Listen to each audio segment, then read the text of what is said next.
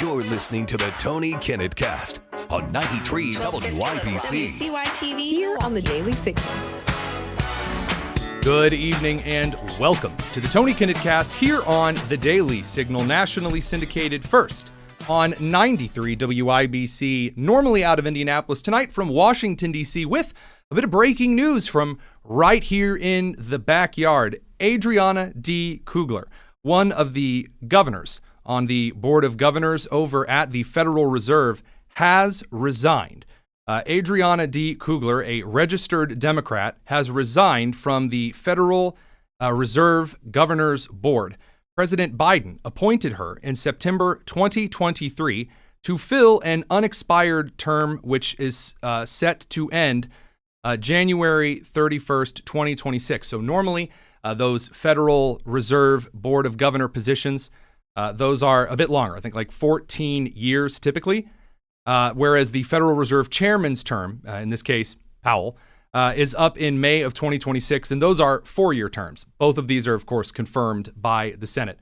Now, there are a lot of speculative comments right now across social media because it is fairly big news when an individual, especially on the Federal Reserve Board of Governors, who was appointed by the previous administration, much less during a point of some pretty big consternation, you might say, some friction between the Federal Reserve and the President of the United States has been the subject of much discussion over the last couple of weeks and months.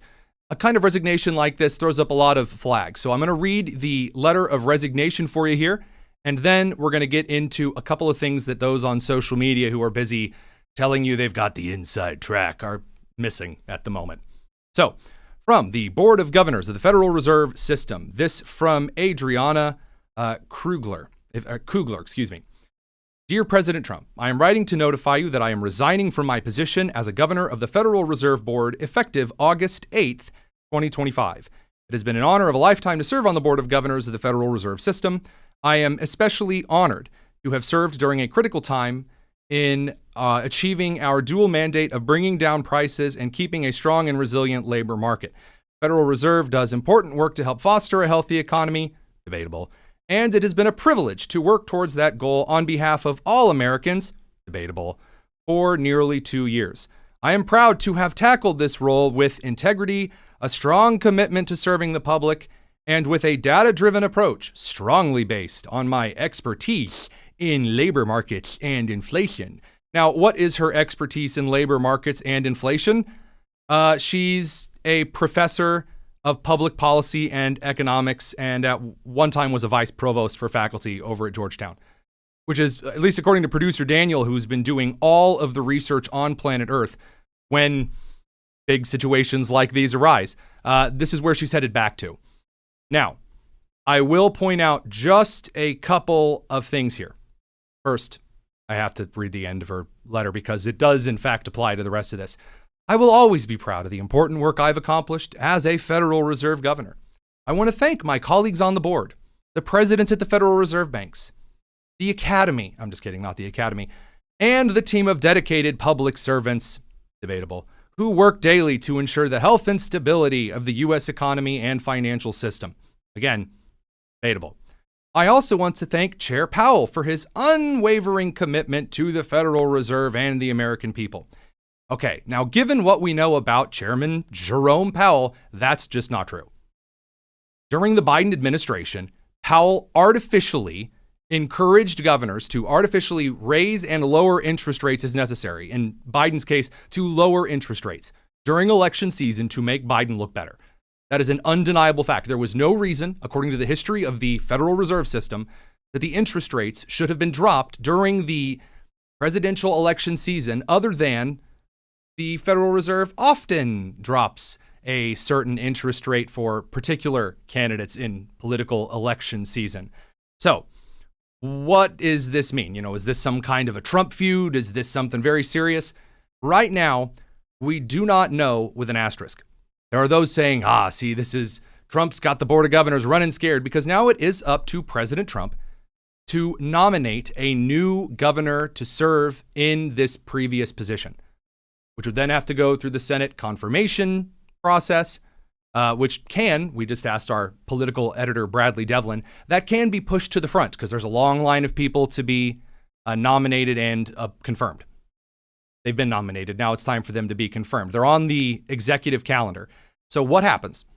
Trump will nominate someone to Financial Committee. The Senate Financial Committee will then pass them out. They'll put them on the executive calendar.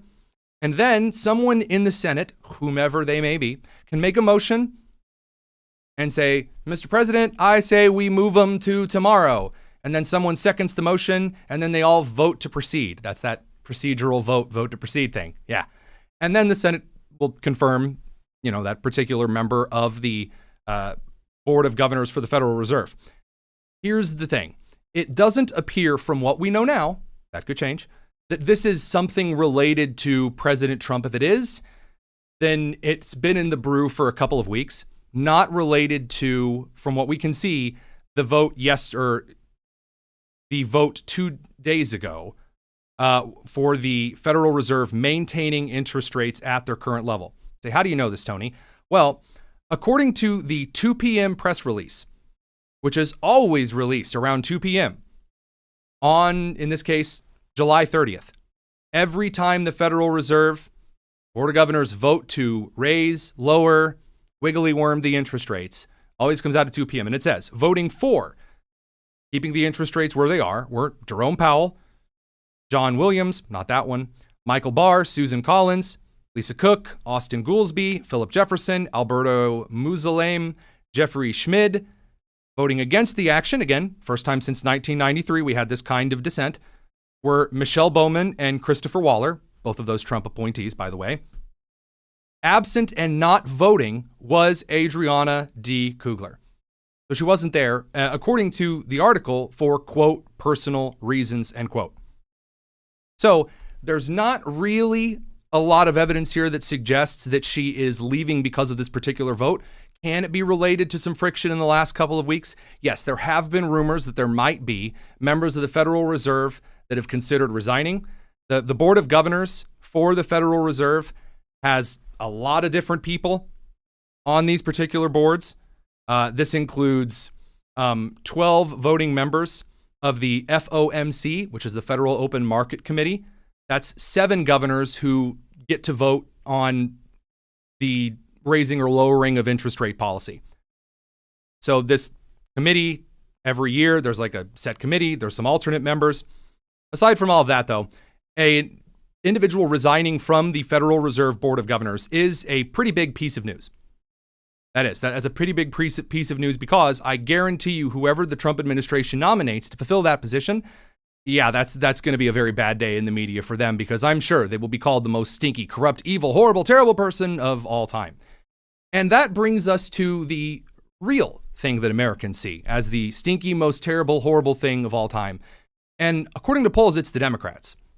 No, really. Democrats are in the basement. They have actually hit what's called the feasible bottom of polling. So the feasible bottom of polling is this. You will always have some Republicans, no matter what, who say, I like Republicans. You will always have some Democrats, no matter what, who say, I like Democrats. And you will always have some libertarians, no matter what, who just hate everyone, Ron Swanson style. So the feasible bottom is how low can Trump truly sink in the ratings before there's really nowhere else to sink? Or how far can he climb in the ratings until there's nowhere else to go? Because Democrats, a fraction of them will always hate Trump. Or the way that Americans view different political parties, their faith in particular parties, Democrats have bottomed out. Actually bottomed out. Democrats are never really going to hit a 0% approval rating by Americans. There's just too many party faithfuls for that to happen. And also too many dead people in Chicago still voting. But there is a series of polls, or I should say there are a series of polls, which have shown over the last couple of months that Democrats are so far into the basement that it's starting to look unlikely. Again, early polling, we're not even to the main midterm season yet, but it's starting to look like the midterms might put a lot of Democrats' purple seats in jeopardy, which is unheard of in the midterms. Here's Harry Enton on CNN going into these 3 bombshell polls for the Democrats. Democrats at this point are historically divided. It is a complete and utter mess. It is messier than a hoarder's basement. What are we talking about here? The national early poll leader, 25% plus. Normally, that's where Democrats are. Biden was at 25% plus in 2020. Hillary Clinton was in 08 and 16. Gore was in 00 and 04. At this particular point, there is no one in the Democratic race for president who's polling at 25% plus. The water is quite warm. If you're a Democrat potentially thinking about running in 2028, jump right in, because at this point there is no front runner. What do you think? Is that because how people view the Democratic Party right now? She has no idea how to answer that. So first of all, Harry Enton, like Scott Jennings, over on CNN, also when, our Virginia Allen and Rob Bluey go on CNN, are the only lights in a very dark, sad, confused network, which, pretty much removes any chance that I have of going on CNN, but somehow I'll press on. The CNN crew does not understand why Americans simply do not view any Democrats favorably moving forward. Harry Enton, though, like Nate Silver, again, not on the right, but with a pretty good grip on numbers and enough common sense to at least read the room, he's got it. Is that contributing to this? Yeah, I think that is in large part of what's going on, is one of the reasons why there is no front runner. Nobody wants to put anybody up at the top of their ballot list, is because at this particular point, the Democratic brand is in the basement. It is total and complete garbage in the mind of the American public. Look at those polls. My goodness. My word. The Democratic Party's net favorable rating, record lows in all three. Wall Street Journal, 30 points underwater. CNN, 26 points underwater. Gallup, 26 points underwater. And that is being driven in large part by discontent within the Democratic base. The Democratic base wants something different. We'll ultimately end up seeing who they choose. Here's the secret. Seriously, here is the real thing no one's talking about regarding the midterms. It's like, well, Democrats say they're really enthusiastic about getting out to vote. Here's the catch about elections. Incumbents, those who are in office and are running for re-election, have a stronger likelihood of getting the votes. They have an established system. People know them. The devil you know better than the devil that you don't. Incumbents have a massive strength heading into the election season. The discontent right now in America comes from two places for the Democrats. Number one, it comes from independents who despise Democrat policies. And number two, it comes from Republicans and independents and Democrats who despise the current people in power. So what does this mean? Well, folks, if you put a new Republican that isn't currently in the seat in, say, a purple district up against a new Democrat, because of the primary process, someone more radical, that means it is far more likely you're going to see a Republican eke out a victory. All of these districts in midterms that are usually not in play if a Democrat incumbent runs, now here you go. By the way, this is why you see all of the politicos freaking out when Democrats go after people like Chuck Schumer and established Democrats. That's why the Democrats freaked out when David Hogg came in as the vice chair and said, get rid of everybody. That's a problem. That's a major, major problem, because incumbents have a much easier time winning elections. They've done it before. So let's talk about these two issues in specific, because it really does matter. The Democrat brand is not just in the basement here, by the way, according to polls.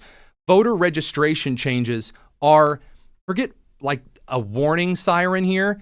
At this point, it's like the lighthouse that the ship is cruising towards at full speed. Lights on, horns on, saying, please don't crash into the coast.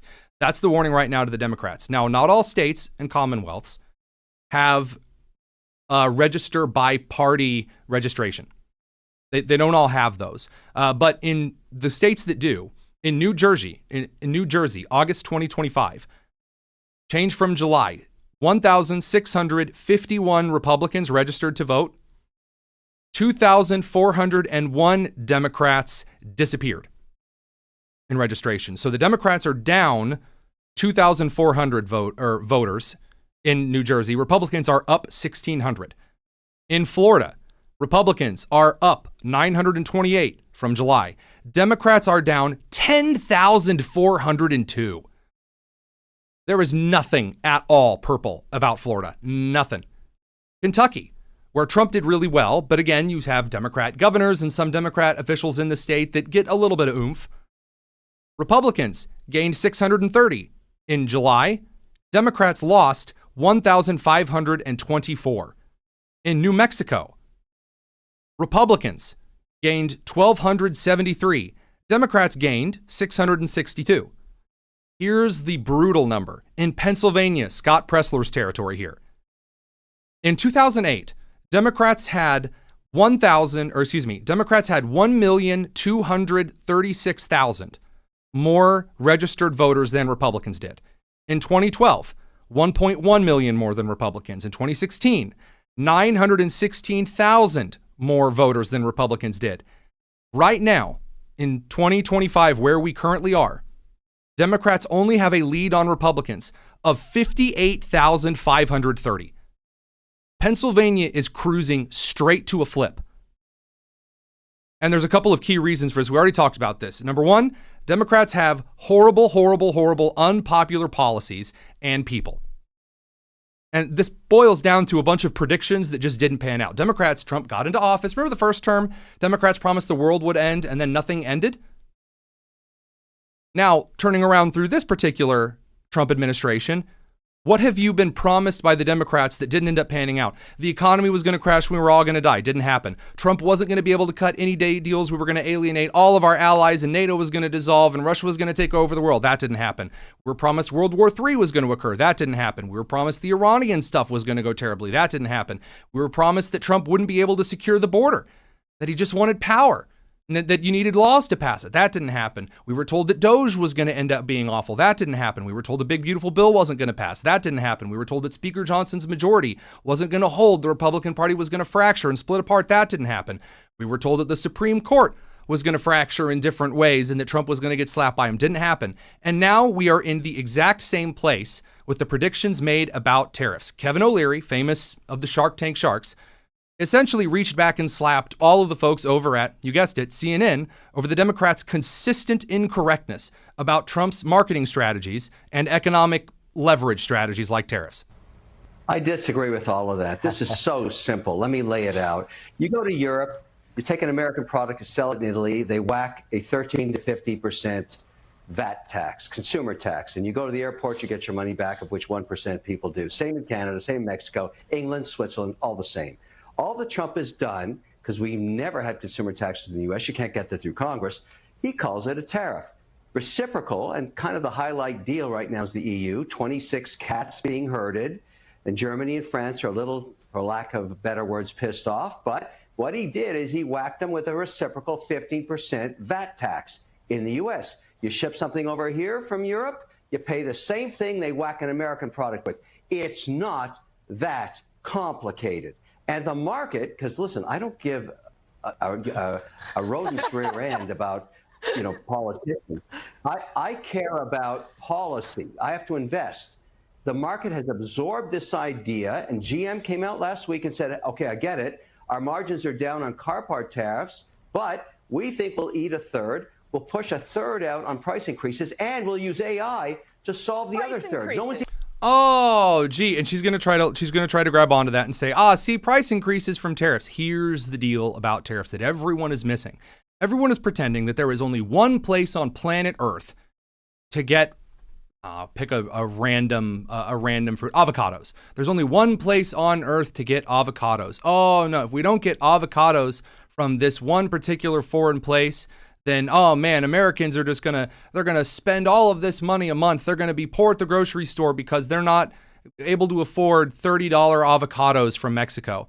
Well, here's what happens when Americans see those types of prices. They just don't eat avocados, or they buy the avocados that are there from California or wherever else the United States is able to domestically grow or leverage because the free market moves things. And Americans end up either eating something else or Americans don't spend the money on avocados. There are very, very, very, very, very few goods that are crucial to import to the United States in a way that would crash the U.S. economy if we were not getting certain car parts from Europe. And by the way, that's one of the points that Kevin made. You can make the price increases are up here. Okay, yeah, that's true. You know what? There can be price increases on this one particular item that is not a staple in the United States. And in the meantime, the companies that are outside of the United States are reshoring to America. Now, is it going to be fast enough to hear in like 2 months, boom, everything's being made here? No. And by the way, are tariffs a great long-term economic policy? Still, the answer to that is objectively no. But as economic leverage, The markets have factored in what Trump is doing. And while, again, the total and eternal judge is still out on whether or not tariffs in their final form here on August the 7th, if there aren't any future bumps made, there's still some negotiation happening. If those particular tariffs are factored into the economy already and we see a slight bump of inflation and that's it, then it appears that all of the fear-mongering was for nothing. Nothing at all. And the Democrats, to add insult to this injury, they're still digging. They are still digging. It is bizarre to see a party that is losing voter registrants, that now you're seeing midterm districts that are in play for like the first time in decades. And the Republican Party, by the way, has already learned the difference between running good and candidates. And the Trump administration is at least, if not doing everything superbly, is at least proving the end of the world fear-mongering on every single level incorrect. So what are the Democrats doing in response? You would think there would be soul searching. You would think that the moderate candidate might come up. Are we seeing that? Absolutely not. What are we seeing instead? Well, the Democrats have decided not only to go against immigration customs enforcement and one of Trump's most popular policies on immigration all the way, but now we actually see state governments for Democrats going after police officers who work with federal officials. Right now, Colorado is going after even more police officers who dare to share legal information with federal law enforcement. Well, tonight we have the latest updates regarding the Utah student who was detained by ICE in Mesa County last month. Reporter Robbie Patla joins us live in studio tonight with the latest details. Robbie? Yeah, thank you, Hannah. So 19-year-old Caroline Goncalves was pulled over by a sheriff's deputy on June 5th. Her information was shared with immigration officials in a group chat. Now, over the last few months, an internal investigation was conducted into the deputy who performed the traffic stop and other officers in said chat. The details of that investigation were released today. Now, by the way, boys, girls, and squirrels, something should be a little bit off here to you. Something should be a little bit off here to you because this individual was detained. So let's see if you can figure this out. An individual that was reported to ICE. Why? Because this was not a citizen of the United States. So what is someone here who's not a citizen, who if they're an illegal immigrant, why are they driving around? Driving where? Just to check this here, producer Nick and Daniel, is it legal to give an illegal immigrant a driver's license in the state of Colorado? I know the rules for Wisconsin and several other different states, and I know that Tim Walz in August of 2024 signed a law that gave certain kinds of driving permits to illegal immigrants. But as for Colorado, well, I'm not particularly sure. We'll let the story progress here because something is very bad sniff test in the water. Your actions have discredited the Mesa County Sheriff's Office by acting outside of our standard operating practices and culture. That was a recording from Deputy Alexander Zwink's disciplinary determination from July 25th. Deputy Zwink pulled over Caroline Goncalves after she drove too close to a semi on June 5th. During the stop, he collected her documentation and sent information to other law enforcement officials. I took a photo of her driver's license, or what I thought was her driver's license. Sent that out in a Signal chat group. The group chat was formed on an app called Signal, which allows people to send. All right, now they're going to get into all of this stuff about them, talking about the group chat and the amazing investigatory work that took place. So according to the Colorado Road Community Safety Act, Senate Bill 13-251, yes, in fact, the state of Colorado can issue a driver's license and identification card to a non-citizen resident of Colorado who cannot provide proof of lawful presence in the United States, which is a very serious voting concern, by the way. But in the case of Colorado, there is no law on the federal docket that we can find at all. We've talked about this with other states that allows attorneys general of various states and commonwealths to forbid officers from sending certain information to federal agents. And now going after various officers in the state of Colorado for working with ICE. I got to tell you, that ain't going to fly. Americans do not like it when police officers are targeted for keeping their communities safe. What else are they doing? Los Angeles is now trying very desperately to make masks illegal for immigration customs enforcement agents who are constantly hit with doxing and death threats, not to mention attempted murder. trying to make it now illegal in Los Angeles for ICE agents to wear masks. The LA County Board of Supervisors approved a motion that could eventually prevent federal agents from wearing masks in parts of the county. Motion carries. It now goes to county attorneys to draft up a rule to be voted on. If you're going to come into LA County and interact with our public. I love the Karen Supreme here. If you're going to come into Los Angeles and talk to the Angelinos, then I'm going to talk to your manager. They have a right to know who you are. Wait a minute. I have a right to know who you are? I'm sorry. What about all of the protests and the riots in which people wore masks and keffiyehs? Where was all of this during the COVID riots? And not to mention the Antifa riots that parts of California are plagued with. Oh, this only applies to federal law enforcement with clear federal law enforcement identification on their person. I see. To go to work. Supervisor Janice Hahn spearheaded the effort. One of her biggest concerns, public safety. We're having problems with imposters. So if everybody is wearing a mask, we do have criminals who are out there who are, could dress up as agents. CBS News has confirmed. And doing what? I've listened to the rest of it. And doing what? Like, just showing up like, I'm from ICE, come with me. Yeah. Okay. All right. Okie dokie. Now, Tom Homan did have a response to this that was particularly good. I want you guys to hear it. We're honored to have a few minutes here with Borders Czar Tom Homan. Tom, thank you so much for being here with us. I want to get your opinion on something that just came out of LA County. Its Board of Supervisors just voted unanimously to draft a new ordinance prohibiting immigration officers and federal agents from wearing masks when doing their jobs, except for carrying out any sort of medical procedures. What's your reaction to this? Good luck with that. Yeah. We're going to keep doing what we're doing.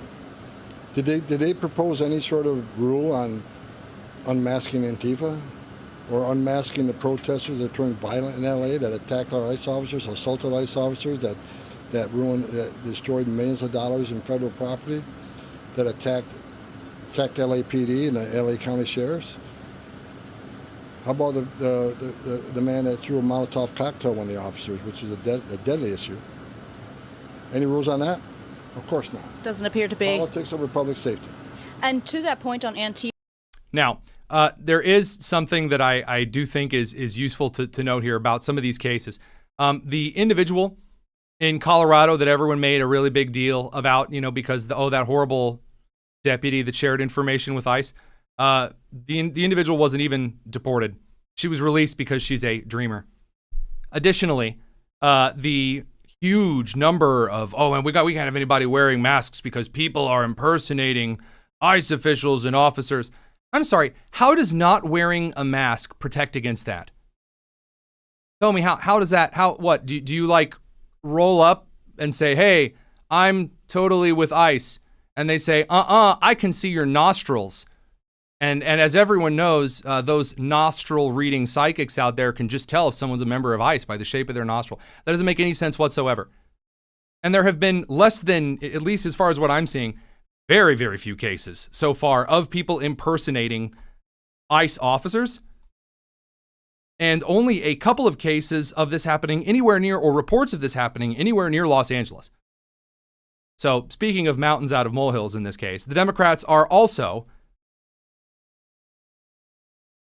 continuing to defend a group of individuals in the United States, the radical Muslim crew, in their endless pursuit of doing anything at all to enable those who don't like Jews for a living. There is a crew who, and I want to make sure we get this correct here, in Washington State, 2 Iraqis were arrested for trying to honor kill their teen daughter. They were just found not guilty of attempted murder. Not guilty of attempted murder. So we do have the clip ready here. It is just, be advised, while this is blurred out, and we do have some blurring of both that and also censoring some of the cursing in the audio here, it is still a pretty disturbing clip. Let's roll here. I think that's clip 12.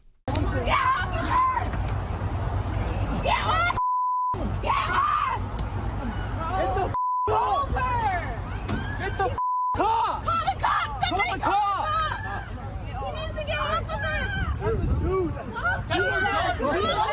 By the way, these are the people that Jasmine Crockett thinks will be de-radicalized if they watch Iraqi Sesame Street. That's not a joke. That is 100% what Jasmine Crockett from Dallas has said repeatedly on the matter. Radical Islamic allyship with the left has become a significant issue. And it's no surprise that in Washington state,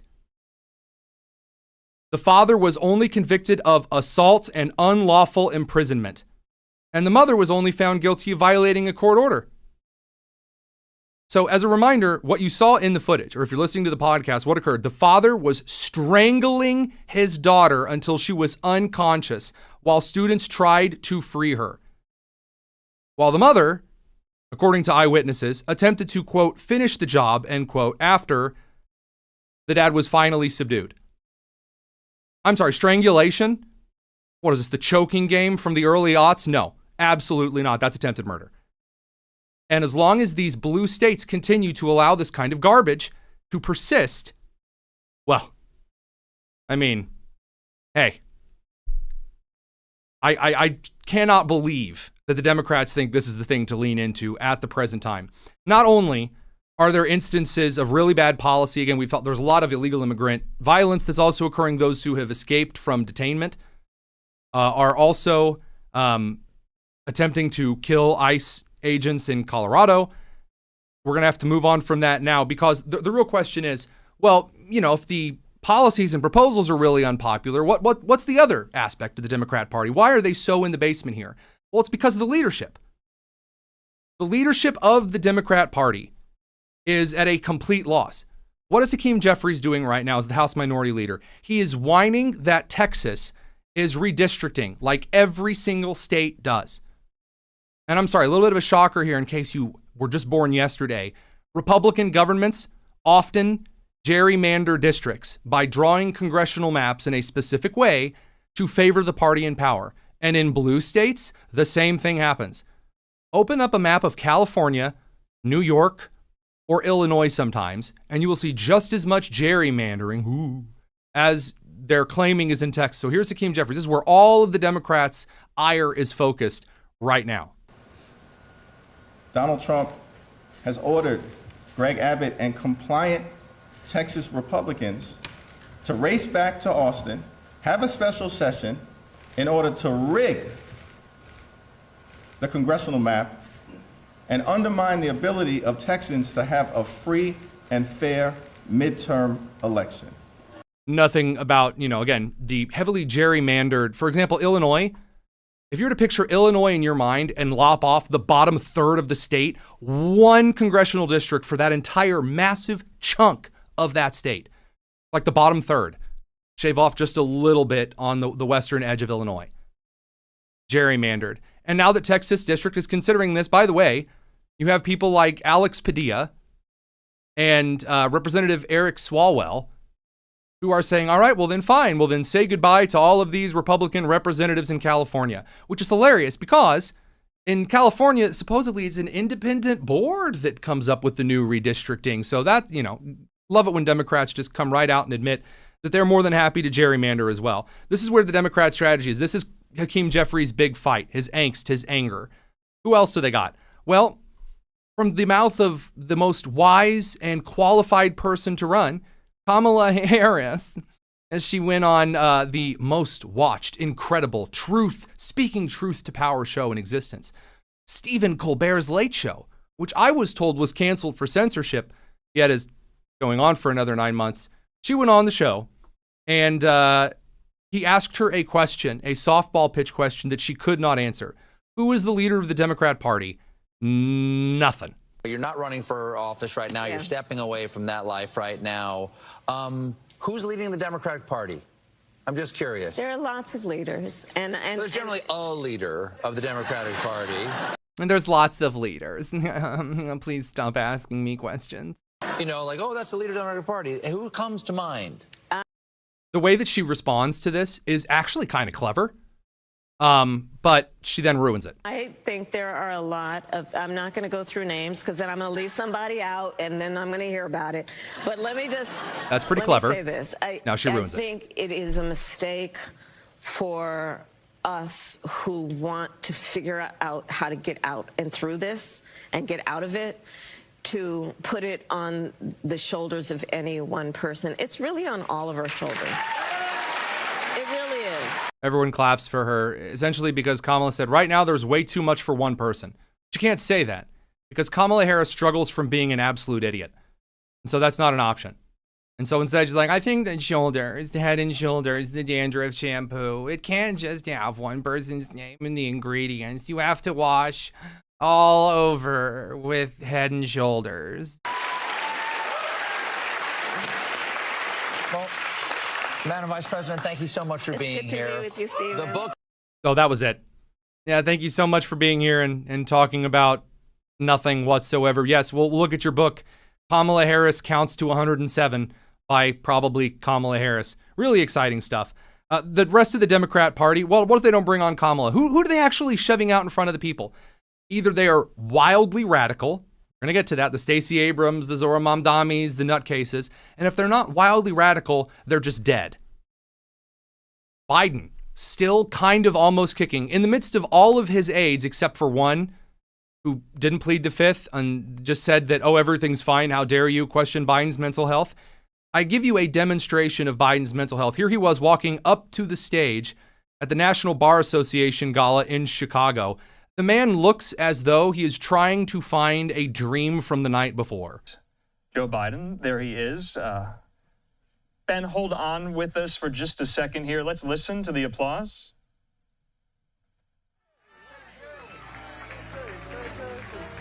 Such good news coverage. Granddaughters to celebrate with him. Let's listen to the applause. And then they cut to the audio. There's like no applause. And the guy's just like, his granddaughters. And Biden has no idea where he's just like wandering around, looking around. It's really, again, it's so cruel to treat him like this. Yet they continue shoving him up in front of the American people. And then Biden starts talking. Oh boy. My friends, we need to face the hard truth of this administration. And it has been to ease all the gains we've made. To ease all the games we've made. In my administration. To erase history rather than make it. Erase history rather than shake it. Okay. To erase fairness, equality, to erase justice itself. And that's erase fairness, equality, justice itself. All right. Not hyperbole, that's a fact. All right. The former president of the United States. They're going to erase and ease the gains of Oregon. And then they stole my left sock. It's really sad to watch this. But again, he does bring it upon himself consistently. By the way, remember all that stuff that Biden said he was accomplishing that Trump wouldn't be able to undo? Now he's undoing it all of a sudden? The American people do, in fact, have a memory that is longer than your average carnival goldfish. Also, learn to tie a bow tie. That was horrible. That was an awful looking knot. Look at that thing. Thing's horrible. It looks like someone stapled 2 black Post-it notes to his chest. Anyway, moving on. If they don't have that, who do they have? They have Stacy Abrams. Every other Democrat in the party right now is just a different emotion of Stacy Abrams. Her Royal Majesty, the almost governor of Georgia, who they felt so bad for that they then put her in Star Trek and made her president of Earth so she could almost feel like she accomplished something. So, again, the entire Democrat messaging got to come down to Stacy Abrams. If you would like to give yourself a reminder why there is no way out for them right now, Stacy Abrams. Meanwhile, the bill allocates more than $46.5 billion for the Republican border wall, $45 billion more to expand immigrant detention facilities without investing in due process. Yes, there is, in fact, investigation and due process. The due process is what the detention facilities are for. You stay there for 2 weeks while you have your hearing. That's what Democrats wanted. They were like, you can't just deport people who are here illegally. You got to put them in front of at least 3 judges. And also, you got to wash their underwear. Do it. And so now we're doing that. And they're like, no, we meant you have to say, okay, come back to court in 3 weeks unless we catch you again. And another $30 billion to hire and train ICE agents who have functionally become a secret federal police force with expanding domains. What in the world does expanding domains mean? I assume she means expanded jurisdictions, but domains is not the appropriate word here. Again, I know it's, going after Stacy Abrams on semantics is like, going after Hillary Clinton for not suiciding other people, but... That's over $120 billion in taxpayer money. And to put it into context, this is... What other kind of money is there? What money does the government have that's not taxpayer money? I mean, you could say tariffs, I guess, but taxpayers do, at least you can make the case, inadvertently pay for tariffs. So what other money are you talking about? $120 billion in taxpayer money. And? In taxpayer money. And to put it into context, this is a budget larger than that of most militaries around the world, with all of these dollars being redirected towards inhumane abductions and illegal deportations. So they are not illegal deportations. What is illegal is coming into this country illegally. There is nothing in the Constitution that says you have a right to stay here if you come illegally. Nothing at all. There is not like a 15-step process on how to kiss somebody's rear end as you drive them to the border in a limousine. And I will remind you, by the way, the Trump administration is currently offering thousands of dollars if you self-deport. We will give you money and a free ride out of here. That's forced abduction? You say, well, but they want to stay, Tony. Okay, well, then get in the back of the immigration line. There's a line. There are people that emigrated here. By the way, this is again why they always say immigrants, because Republicans are largely in favor of those who went through the work, the civics test, learning about our country, doing the big pledge in front of everyone. They're always very teary-eyed and they hold the American flag close to their chest because it means something to them. Someone just came over the border and now starts taking SNAP and Medicare and Medicaid and a bunch of benefits, and they don't pay the same taxes you and I pay, all that other stuff. Or, alternatively, they're working slave labor wages. Why is that what you're presenting to the American people as like the beautiful choices here? This is why there is no coalition left for the Democrats other than the Los Angeles Karen, the angry, oh, they're coming to get us progressive voter, and then the radical Islamist fool who believes that as long as you're persecuting Christians and Jews, it's totally fine. That's why Boston needs a new Muslim task force for its police department. Great. Now, just before we head off for the evening, I do want to point out that right now the Trump administration is in, I'm not going to say hot water. What I am going to say is that the Democrats trying to put the Trump administration in hot water over the jobs numbers is, again, not remotely going to be effective. Native-born versus foreign-born workers in the United States. There are fewer foreign-born workers in the United States this month. There are more native-born workers in the United States this month. Now, we can talk about the unemployment rates, and we'll get to that a little bit more on Monday because of partly some of the fallout over Trump firing the Bureau of Labor Statistics Commissioner, Erica McEntharfer, which really on the paper looks like McAntfarter, but that's not important. President Trump said, I was just informed that our country's jobs numbers are being produced by a Biden appointee, Dr. Erica McAntfarter, the Commissioner of Labor Statistics, who faked the job numbers before the election to try and boost Kamala's chances of victory. He says this is the same Bureau of Labor Statistics that overstated the jobs growth in March 2024 by approximately 818,000, and then right before the 2024 presidential election in August and September by 112,000. So what Trump has accused her of is putting out a bunch of crappy numbers because she didn't do her job correctly. Her revisions were off. And now she's coming forward and she's doing really shoddy work again. Trump's like, no, get out of here. You don't know how to do your jobs right. You can't even get the numbers close. You're just doing these wild guesses on whiteboards and saying these are the labor statistics. Well, that has a major impact on the U.S. economy. That changes the stock market. It turns out some government positions that report statistics really matter.